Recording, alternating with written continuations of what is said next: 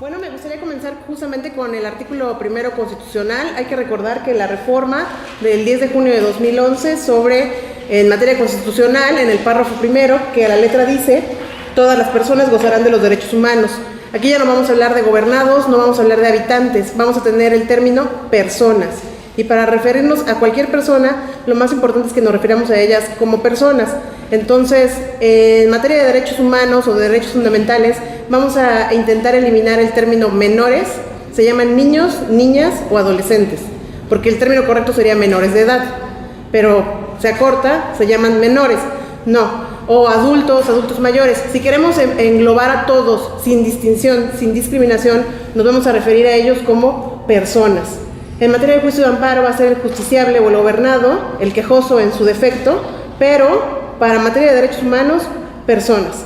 Y el principio que vamos a defender sobre todo va a ser el principio de la dignidad humana. Yo estoy proveyendo un servicio que es digno, la persona es digna. Si la persona está parada de ese lado, nadie la atiende, está en silla de ruedas, ¿ustedes creen que eso sea un trato digno? No, claro que no, ¿verdad?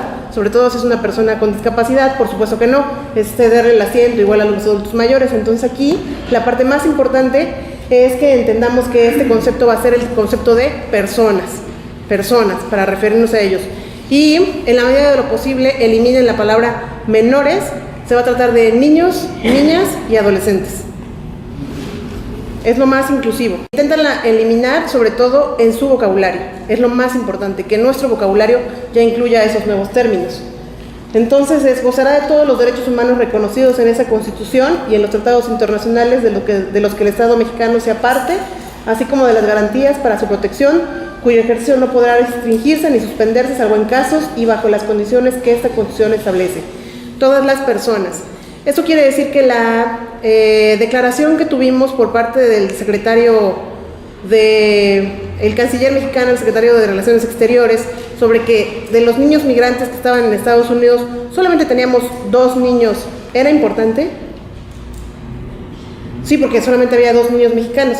Pues no, cuando vamos a defender a todos los niños, aquí dice, ¿todas las personas que sean mexicanas? No, es sin importar la nacionalidad. No importaba que fueran 2 niños o fueran 20 niños. Se tratan de niños y hemos suscrito convenciones para defender los derechos de los niños.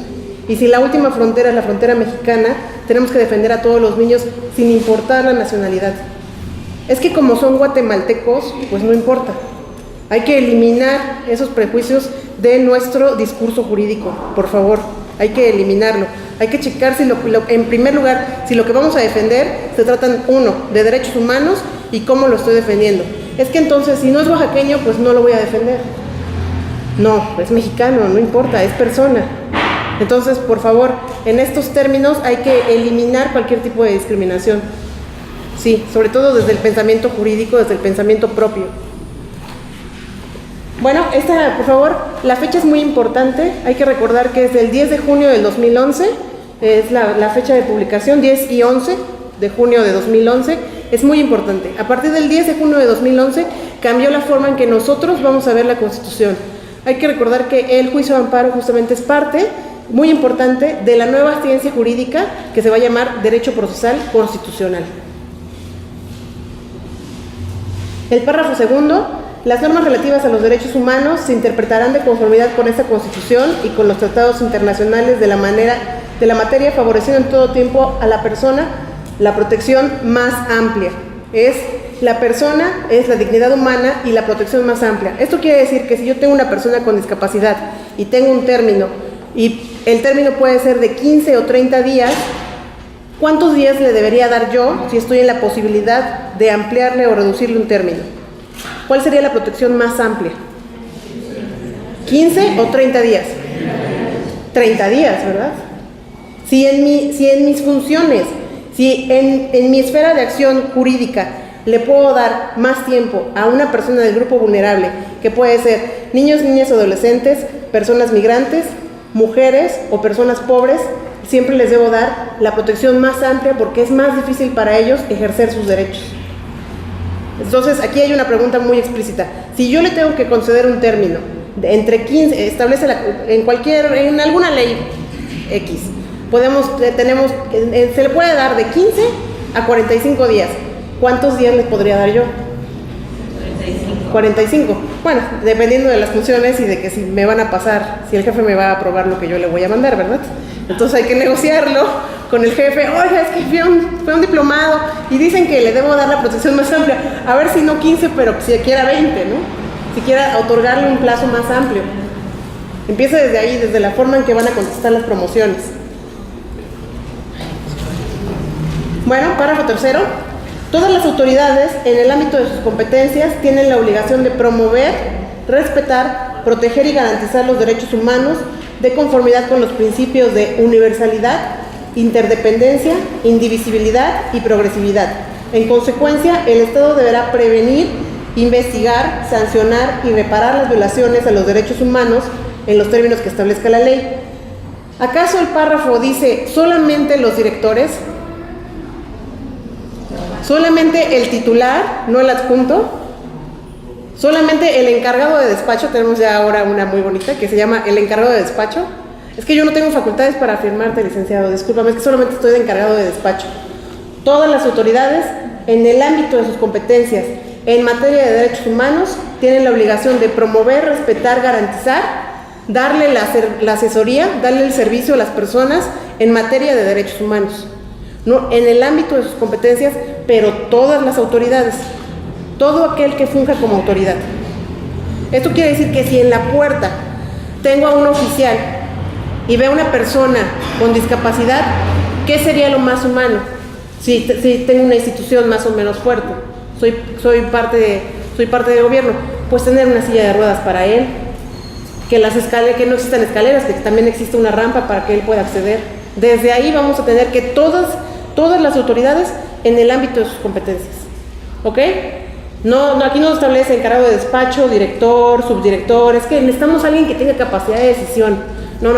En materia de derechos humanos, todos tienen capacidad de decisión. Por lo menos yo, que soy tropa, de brindarle la asesoría y decirle a dónde puede acudir. Y es obligación. No es un derecho de las personas, es una obligación de la autoridad. Es un hacer de la autoridad. Es su obligación. No, es promover, respetar, proteger y garantizar los derechos humanos. Eso quiere decir que si yo estoy en un puesto y no tengo o no estoy ejerciendo garantías con las personas a las que yo les brindo el servicio y no tengo una forma de que se puedan quejar y de que podamos tener una fiscalización de nuestros servicios y de nuestras facultades, eso quiere decir que yo no estoy haciendo mi trabajo con el párrafo tercero del artículo primero. ¿Ok? Si mi director es un director cerrado, él no está haciendo lo suficiente para respetar este artículo primero, párrafo tercero. El primero es porque es a todas las personas y el tercero porque es su obligación. Y recuerden que justamente las reformas van a ser ahora acciones de hacer y de no hacer. Las omisiones también van a ser castigadas. No es que no le dimos el servicio, efectivamente, la denegación del servicio, sobre todo del Ministerio Público. No es que no admitimos, y yo como no admití, no tengo responsabilidad. No admitir es responsabilidad. No se pudo iniciar la carpeta de investigación porque usted no dejó a la víctima. Es responsabilidad. ¿Ok? Quinto, que refuerza el párrafo primero, queda prohibida toda la discriminación motivada por origen étnico, nacional, género, la edad, las discapacidades, la condición social, las condiciones de salud, la religión, las opiniones, las preferencias sexuales, el estado civil o cualquier otra que atente contra la dignidad humana y tenga por objeto anular o menoscabar los derechos y libertades de las personas. Ustedes me podrían contestar esta pregunta. Si tenemos el párrafo primero, ¿por qué necesitaremos aparte este párrafo quinto?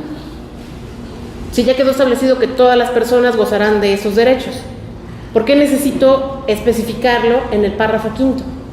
Pues en realidad sí es para reglamentar una norma, pero es porque nuestro país es abiertamente discriminatorio para mujeres, abiertamente discriminatorio para niñas. Entonces refuerza la parte primera porque que todas las personas gozarán de los derechos. Existen casos en donde, por ejemplo, algunos de ustedes que quizás me conozcan que vinieron en la presentación del protocolo para juzgar con perspectiva de género, a las mujeres nunca se les prohibió el voto. Constitucionalmente no existía la leyenda, las mujeres no pueden votar, los hombres o varones sí pueden ejercer el sufragio. Nunca existió eso. Decía, todo el ciudadano mexicano goza de las siguientes prerrogativas: 1, votar; 2, participar, ser votado, participar de actividades políticas, ser candidato a servicio público. No existió esa prohibición, solamente no nos respetaron el derecho al voto, solamente no podíamos ejercerlo. Ya existía todo un entramado electoral antes de que las mujeres pudieran, en el 36 en elecciones municipales para la ciudad de Puebla y en el 55 para elecciones federales. No existió una prohibición y por eso es que necesitamos el párrafo quinto. Es por eso que necesitamos el párrafo quinto, porque México es altamente discriminatorio. ¿Listo? Entonces ahora tenemos la ley de amparo, que va a ser reglamentaria del artículo 103 y 107 de la Constitución. Es muy importante su publicación porque va a ser la nueva ley de amparo. Eso quiere decir que, como la mayoría de nosotros que crecimos estudiando el juicio de amparo de Burgoa, pues toda la parte de antecedentes y principios lo vamos a tomar en cuenta. Pero ya la parte práctica ya no la podemos tomar en cuenta porque ya fue superada por la reforma de derechos humanos de junio de 2011. Pero no tiren a Burgoa, por supuesto, ¿verdad? No. En antecedentes y en análisis de control constitucional sigue vigente. Solo lo que respecta a las nuevas normas, ya sumándolo con la nueva visión del derecho procesal constitucional. Tenemos la reforma del 19 de enero. Esta es muy importante porque ¿cuántos de ustedes sabían que se acaba de reformar nuestra nueva ley?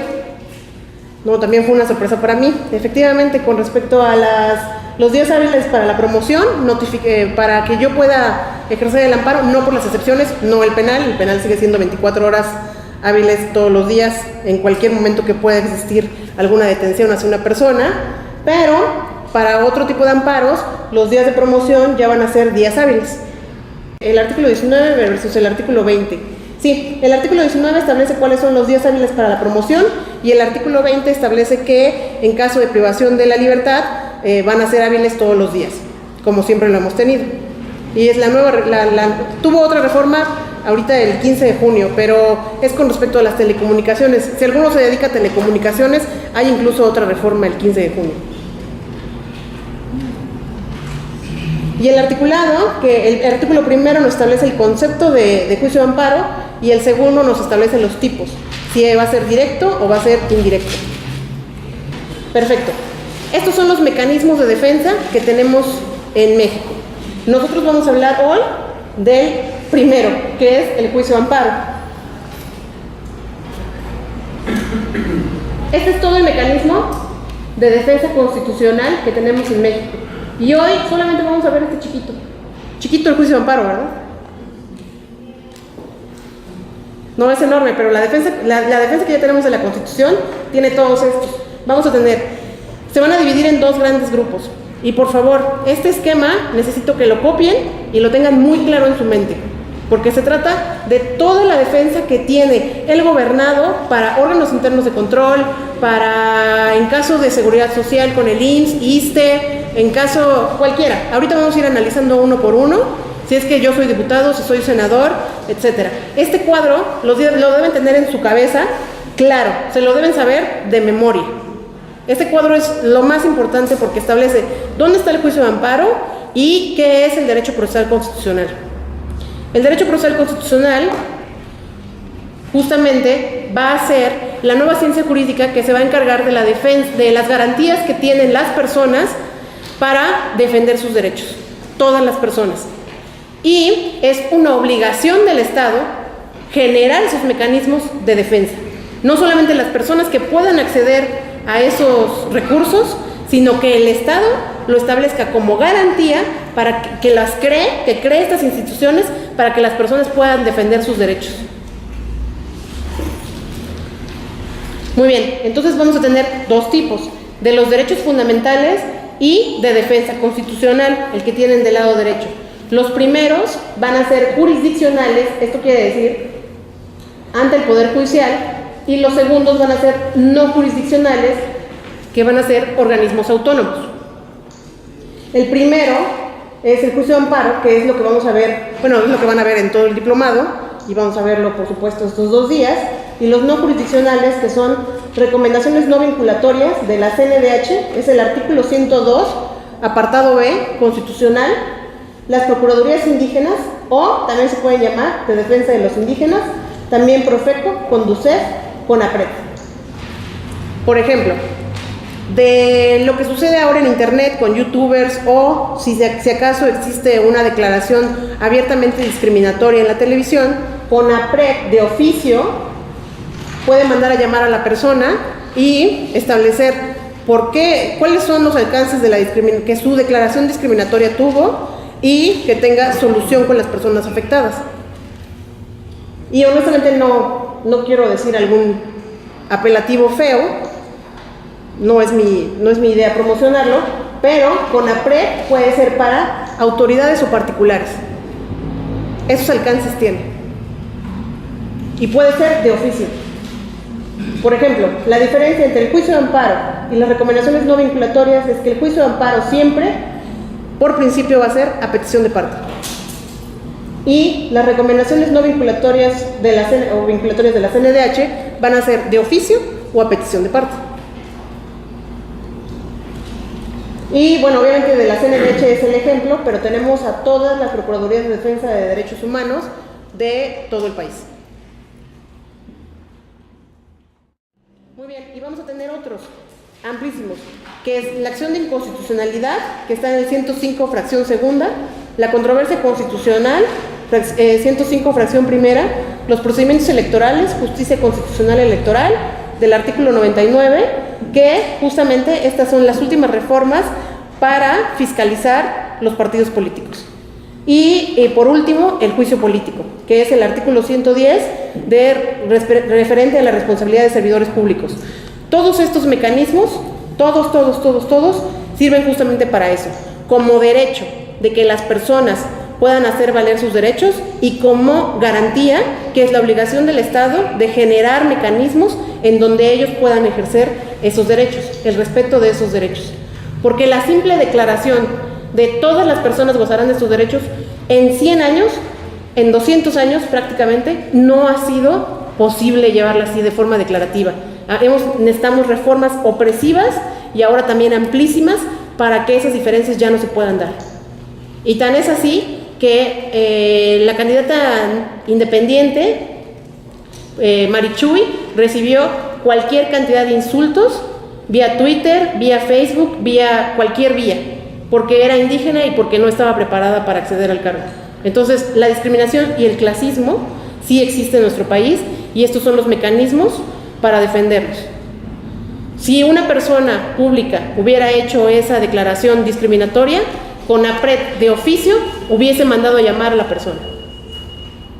Pero Twitter es el mundo del que no tiene cara y el que no tiene nombre.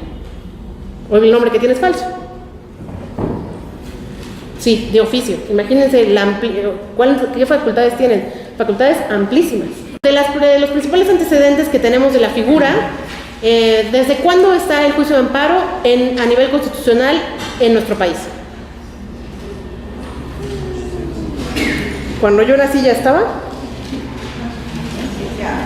Efectivamente, es la gran creación a partir del México independiente. Y los textos constitucionales que nosotros vamos a revisar esta semana, estas dos sesiones, justamente van a ser a partir del México independiente, después del 1810. Y por ello tenemos en el derecho español, el justicia mayor era un recurso que tenían las personas de los reinos de Castilla y Aragón, y era defensa de los fueros o derechos de los súbditos frente al monarca. De ahí se genera la palabra amparo y de ahí lo toma para la legislación mexicana. Y del derecho inglés, el habeas corpus, nuestro amparo es así. El habeas corpus es así, chiquitito. Nuestro amparo es amplísimo, para todas las materias, en la forma que quieran. El habeas corpus solamente va a ser para libertad personal. Sí, para privación de la libertad es el habeas corpus, que es del derecho inglés, de las 13 colonias, del derecho inglés se pasa a las 13 colonias y es lo que tenían de prohibición de tener algún recurso para que esta persona no fuera molestada en su libertad, no fuera apartada, y es el recurso que tienen americano. Y también porque de aquí tomamos la referencia del régimen federal, y esto lo vamos a ver más adelante, Alexis de Tocqueville, como lo quieran pronunciar. A mí me parece francés, que sería Tocqueville, pero no hay problema.